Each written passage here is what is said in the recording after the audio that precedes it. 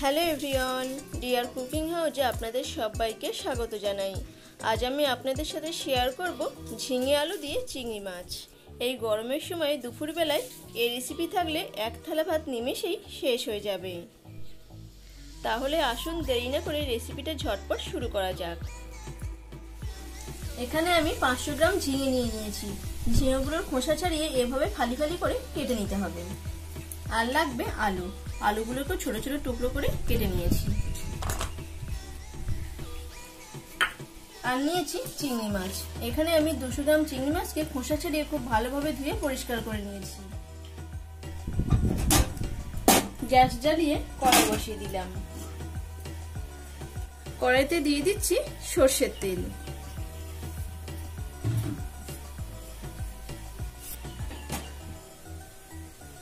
তেলটাকে ভালোভাবে গরম করে নিয়েছি।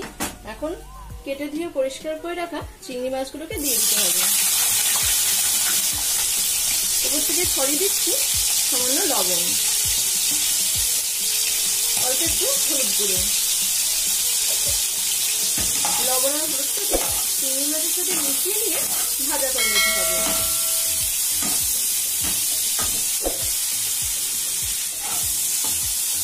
চিংড়ি মাছগুলোর এক পিঠ ভাজা হয়ে গেছে, অপর পিঠ উল্টে দিচ্ছি।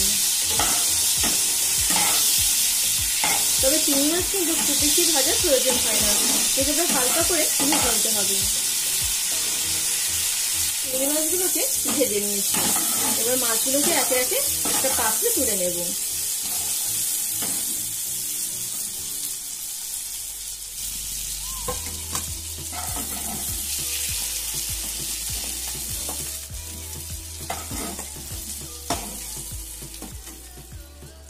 চিংড়ি মাছ ভাজার ওই তেলেই দিয়ে দেব আর একটু সরষের তেল। ফোড়নের জন্য দিয়ে দিচ্ছি 1/4 টিস্পুন কালো জিরে, কয়েকটা কাঁচা লঙ্কা চেরা। কালো জিরে আর কাঁচা লঙ্কাটাকে সামান্য একটু নাড়াচাড়া করে নিচ্ছি। দিয়ে দিচ্ছি পেঁয়াজ কুচি। এখানে আমি দুটো মিডিয়াম সাইজের পেঁয়াজ কুচিয়ে নিয়েছি। সামান্য একটু আদা বাটা। পেঁয়াজ আর আদাটাকে তেলের সাথে নাড়াচাড়া করে নেব।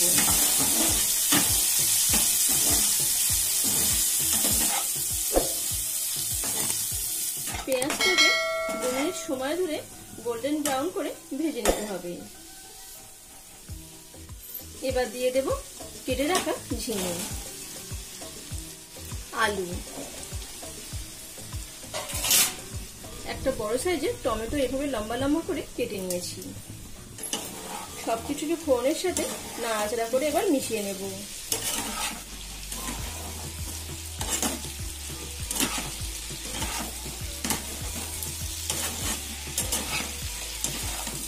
সবজিগুলোকে 2 মিনিটের জন্য ঢাকা দিয়ে দেব।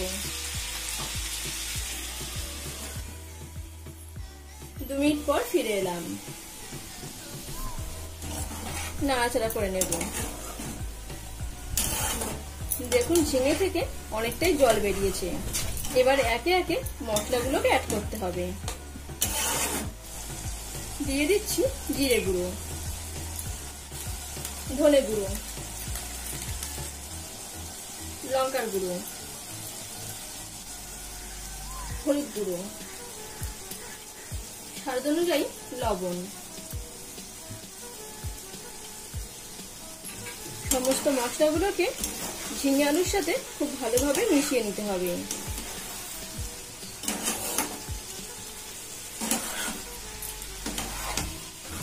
এই ঝিঙে যেহেতু খুবই ঠান্ডা, তাই গরমের সময় এই ঝিঙে খাওয়া খুবই উপকারী।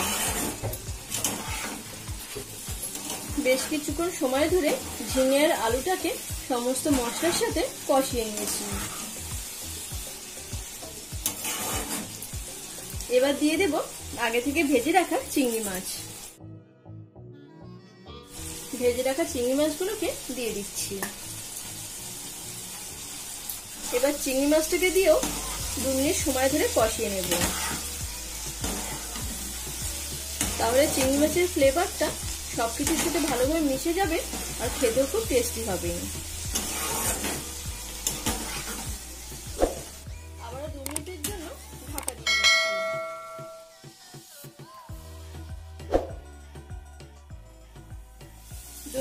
ফিরে এলাম।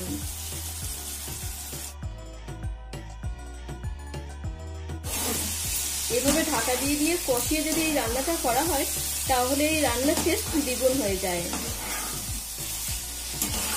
দেখুন সবকিছুকে খুব ভালোভাবে কষিয়ে নিয়েছি।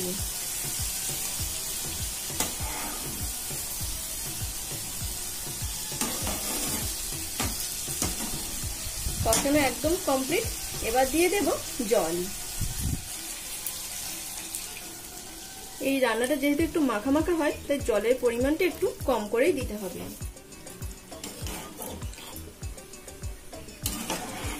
তবে আপনারা যেমন ঝোল খেতে পছন্দ করেন সেই অনুযায়ী জলটা দিতে পারেন।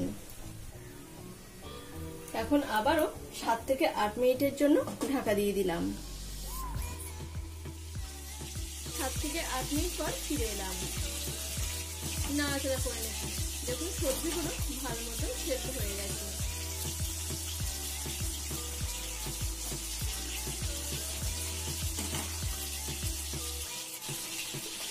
এই সময় দিয়ে দেব সামান্য পরিমাণে একটু চিনি। চিনি দিলে টেস্টটা বেশ ভালো আসে। এইটাকে নাড়াচাড়া করে মিশিয়ে আরো 2 থেকে 3 মিনিট সময় ধরে রান্না করে নিতে হবে।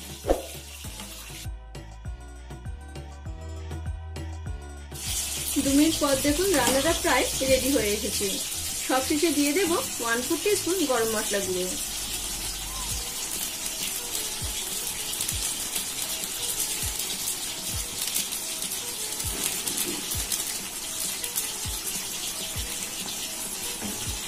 গরম মশলাটাকে নাড়াচাড়া করে মিশিয়ে নিলেই চিংড়ি মাছ দিয়ে ঝিঙে আলুর চচ্চড়ি একদম রেডি। এখন আমি নামিয়ে পরিবেশন করে নেব।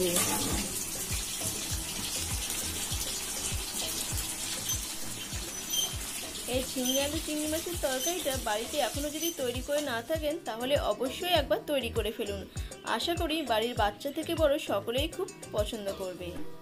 ভিডিওটি ভালো লাগলে অবশ্যই লাইক, শেয়ার এবং সাবস্ক্রাইব করবেন আমার চ্যানেলটিকে।